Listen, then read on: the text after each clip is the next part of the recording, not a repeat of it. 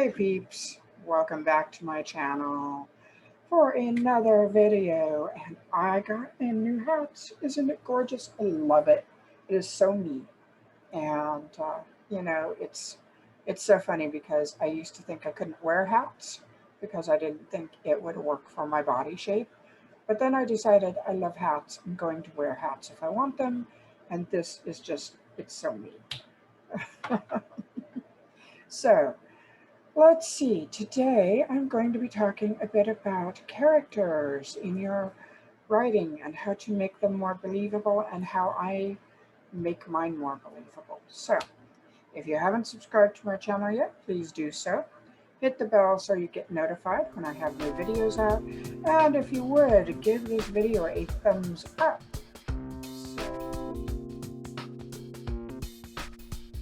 Okay, well, I put away my hat because I thought it might be distracting while I talk about the main part of the video, but I wanted to show it to you. I think it's so pretty, and it's just me. You know, it's like I love hats. I used to think that I couldn't wear hats effectively, and then I decided I'm going to wear them regardless because I like them. I have a beautiful Victorian tea hat that I will wear someday and show to you. It's gorgeous. It's very gothic, Victorian, my style, you know. But I thought yeah, it is over in that direction. You can't see it from here, but I thought my steampunk corset hat would be perfect with my new dress, which is first leopard print I've ever bought. Actually, it's not the first, but it's the first I've ever worn. Years ago, when I was on some prednisone for an anaphylactic reaction to take the swelling down in my face, I spent over $1,000 online because the prednisone made me a little bit crazy. And among the purchases was a leopard print skirt that was not my style at all. And I am so glad that they were not back ordered, but out of stock and couldn't send it. Because when I got off the prednisone a week later, I was just like, what the hell did I do? Honestly, I was hyped up. I was awake from 6 a.m. till 2 a.m. every day of that week. I was unfiltered. I had a shopping craze, you know, and the fact that I memorized my credit card number was a problem. I bought so many things. Luckily, most of them were things that we would have bought anyway. And luckily, I did have the money, you know, to spare. And it was just like, okay. Yeah, so that's what prednisone does to me. If I'm ever on it again, I will know better than to hang out online. Or I hope I will know better. So that's just a little story. This week, we are getting, or this coming week, we're supposed to be up to 107 degrees here Monday. This is the Seattle area. We have maybe 7 days above 90 degrees a year. And this is going to be insane. I'm so worried for all the people who are out there homeless right now, who are living in the tents on the side of the road. I hope the shelters open. I really do. And that they have air conditioning, because we have air conditioning. I got it when we bought this house because I work at home. I can't handle the heat well, and now I can handle it even less. And I was just like, I am putting air conditioning in. But most places in the Seattle area don't have air conditioning, and it's a real problem when we have weather like this. It's dangerous. It's really dangerous, and to anybody in the entire Pacific Northwest, because it's going to cover the Oregon, and I don't know about California, but Washington and Oregon are getting hit hard.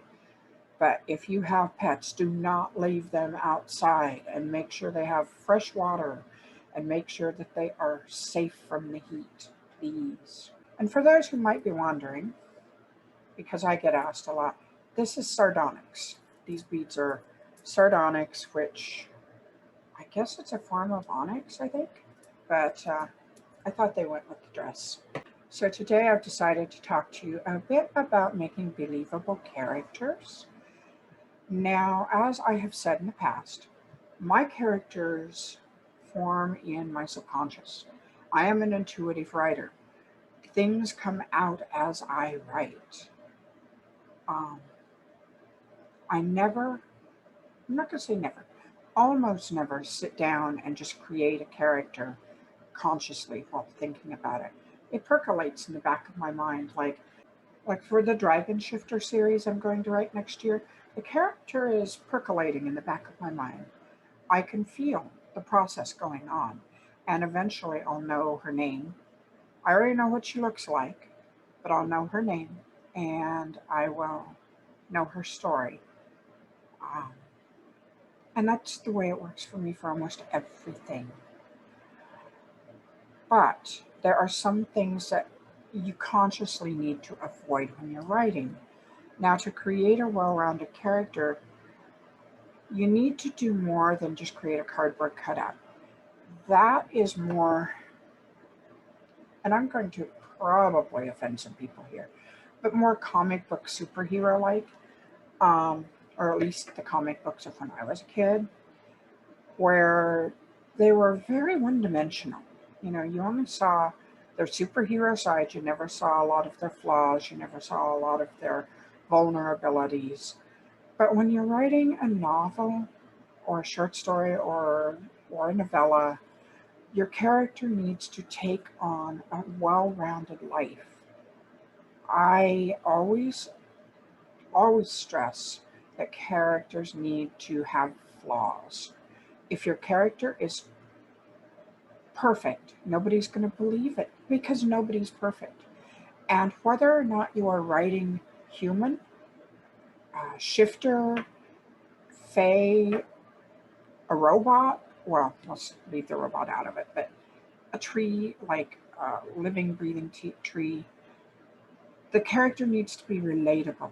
Your reader needs to connect to that character somehow. And usually readers connect to the problems and flaws that the characters have. There's a sense of connection, a sense of that happened to me too. Oh my God, I feel that way too. Oh, I've had scary times too. Sometimes they'll connect through the good times, and that's always a necessity, is to have something in there that lifts the reader up when they read about it. Sorry, I keep fuzzing in and out. I think I'm too close to the camera. But I think the most heartfelt moments are when the readers connect to the characters through adversity and through struggling with problems. If you have a character who is perfect in looks, perfect in abilities, in terms of perfectly able, who has no problems with their family, who has wonderful friends and never has a bad interaction with them, who can win a fight without getting hurt, yeah, your reader's going to get really bored. My characters get hurt. There's no guarantee they're going to make it through. Now, I do have opinions on killing off main characters, and I mean main, not even secondary characters. I've killed off secondary characters. It's happened because it happens in life. But if your main character dies before the end of the story, chances are you're going to really anger your readers because they get involved. If the character's well-rounded, they get involved with the character. They feel they know the character, and those characters are friends.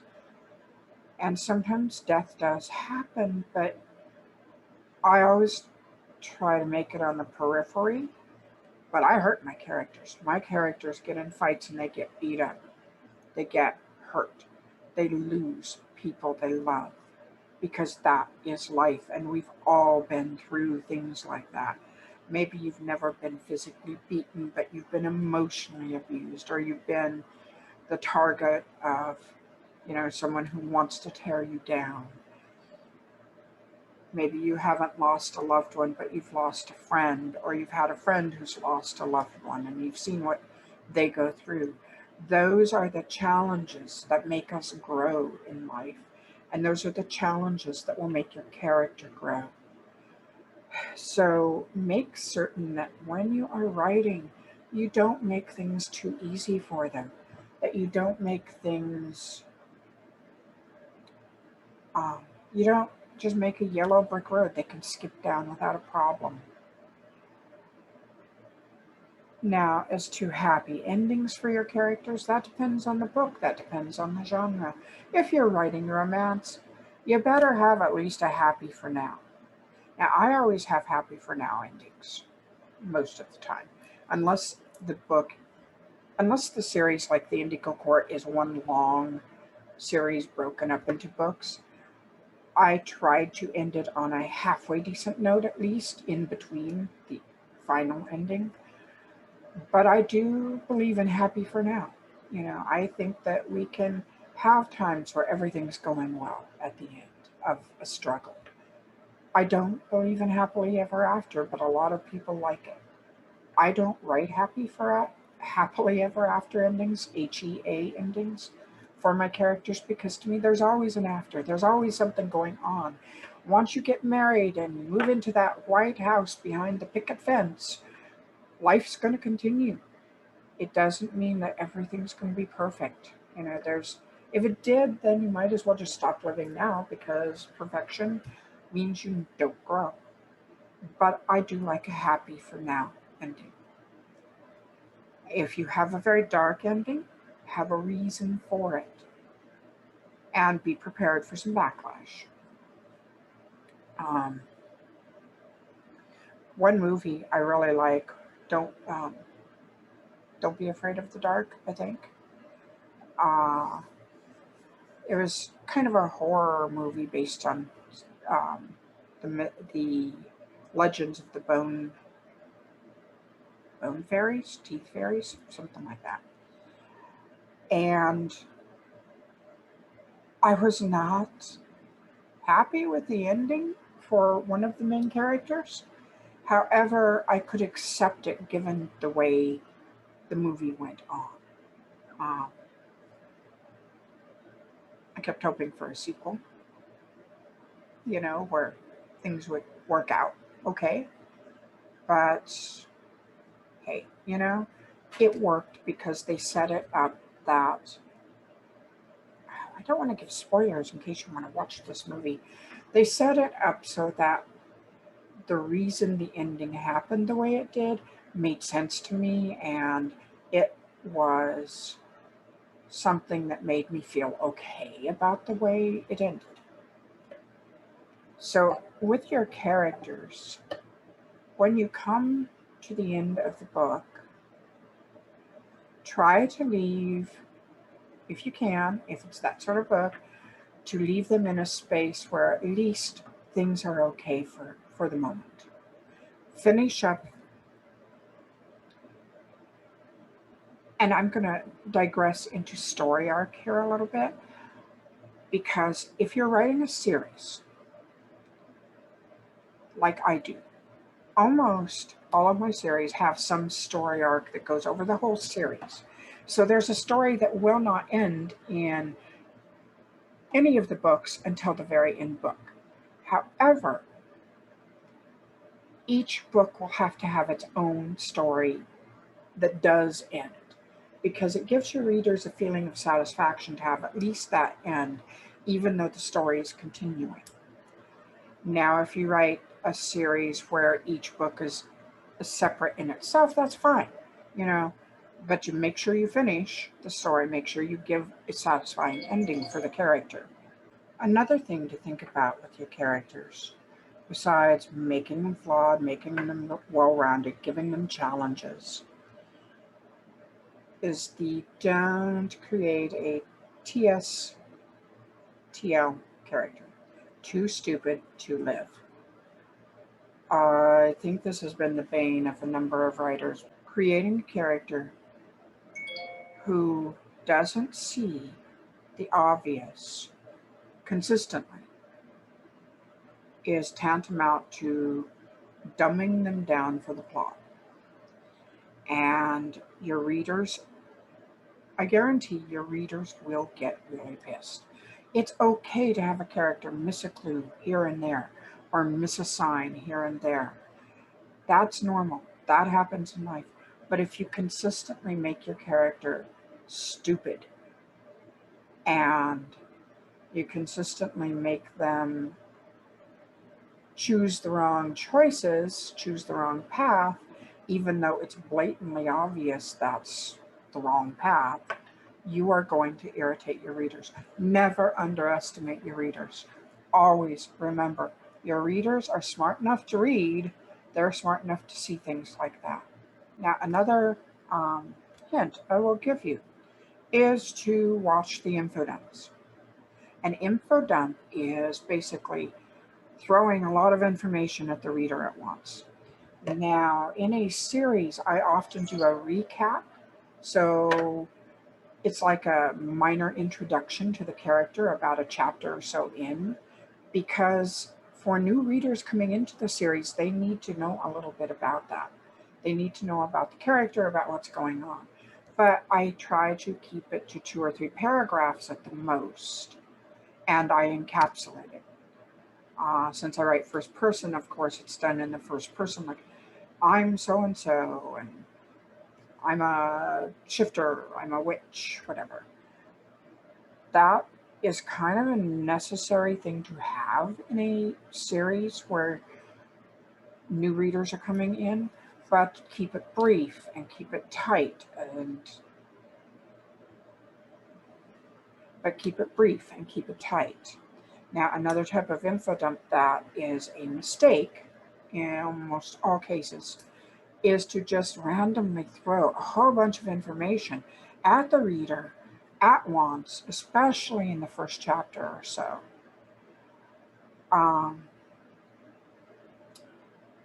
You will stall the reader. If they come to this dense wall of prose, these paragraphs, just long paragraphs of information, well, that is telling them. That's what we mean when we say show, don't tell. Showing is dribbling the information in little bits throughout the book, and maybe having a little flashback here, or talking to a character who doesn't know what went on and telling them a little bit about what went on. It is not throwing 5 paragraphs, 5 pages of information at your reader to fill them in. If you must have a prologue, then try to keep it brief and try to make it succinct. When you're writing dialogue, don't use dialect. It's okay to use a word here or there, y'all, or a phrase, bless your heart, like for the southern states. But if you consistently write in dialect, you will annoy a good share of your readers. It is something to be used like spice, with restraint, for effect. You can give the entire feeling of being set in a certain place with 1 or 2 phrases that are very, very much connected to that place, or 1 or 2 words like yo. If you consistently, however, try to write the way the accent sounds, you're going to lose your readers. It's an amateur thing to do. And there are a few people who would probably disagree with me, but that is one of the first rules of writing from almost every writer I ever studied. Don't forget that your character has at least 5 senses: taste, touch, scent, smell, sight, and hearing. Use those. And if they have 6th sense or 7th sense, if it's paranormal, use those as well. So many writers, when they're beginning, forget to add in what the character is smelling, what the character sees, what the character feels when they touch something. Is the rock rough? Is it smooth? Is it polished? Does it feel like sandpaper under your fingers? Remember to add the detail. The devil is in the details. You really need to make certain that you put your reader into the shoes of that character so they know what's going on. Is the wind whipping against your face? Is the breeze, very crisp, or is it hot? Do they hear the sound of birds in the woods, or do the birds suddenly go silent, indicating something is near? What do you smell? Do you smell freshly cut grass?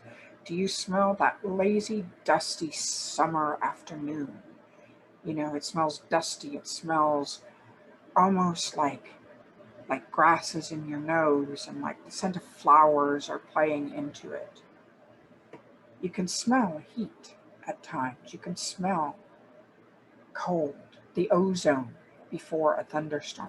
You can smell it.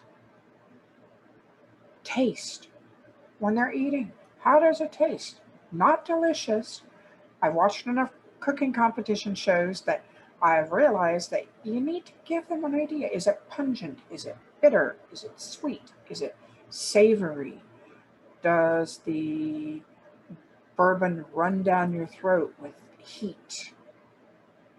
All of these things are important to create a well-rounded character and to create the world they're in, to create their connection to this world that they're living in. Because we live in a world full of sensation. Now, one last tip I'm going to give you today is on your characters, and it's not just for dialect. You can use, or dialogue. You can use it for the entire book, but especially for dialogue. Read it aloud if you're not sure how it sounds. See if it rolls off your tongue.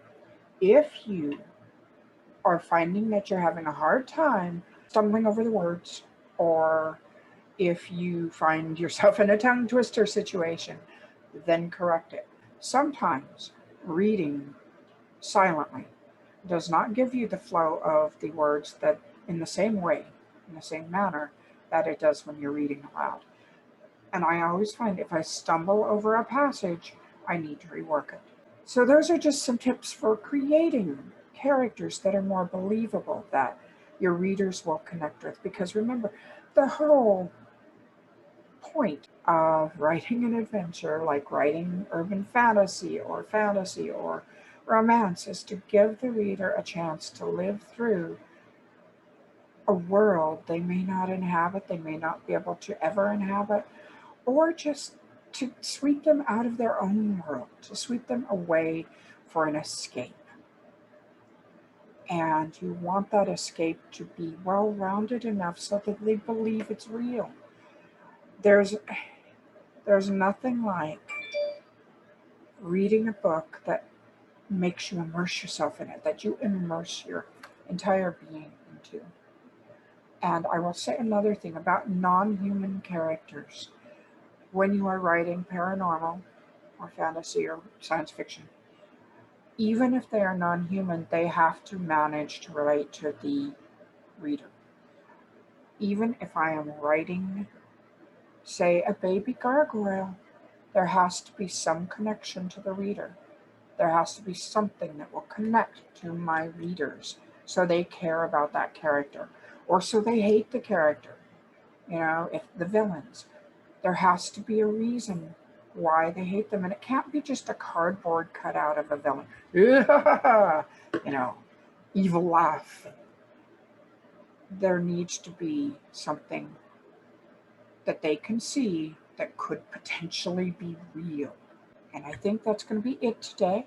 Witching Fire releases Tuesday. Yay! And I need to celebrate. In my Facebook group, we're going to be doing a party, a release party, because Witching Fire is my 79th book that I will have published. And that does not include the short stories, and that does not include the novellas that I've written. Book 79. And A Veil of Stars will be book number 80. So we are going to be celebrating in my Facebook group with a few prizes and just fun posts and interaction. come on over and join me and, celebrate with me, because it's an accomplishment. I am so grateful I get to do what I love for a living, that I get to create these worlds and characters and stories, and that my readers embrace them and take them into their heart. And, I know my books don't speak to everybody. Of course not.